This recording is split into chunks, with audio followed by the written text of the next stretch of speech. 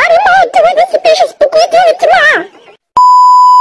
Здравейте, мили мои същества, няма да познаете къде сме.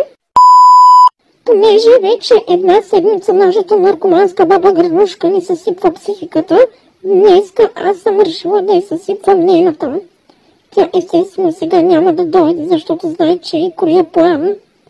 И нарочно си ме направила на изи да е гадно и е препоръчително да си намалите звука, за да не оглушаете. Few moments later. От 5 минути тук вися като супо и тая съседина накрая да дойде. И сега ще видим какво ще се случи. И тук да почнем да рушим къщата и оборудването и там аз тук да се борим да е гадно. Идваш ли, ма? Али по-бързо, няма време. Приятно ли ти сега да видиш какво ми на мен, Приятно ли ти? Тя върти тук да отворим да не се забие в тях. Стой по-надалече, че ми решиш на път. Приятно ли ти, ма? Да такова! И го много да пушим. Айде, по-бързо, нямам време. Се разправя с тебе.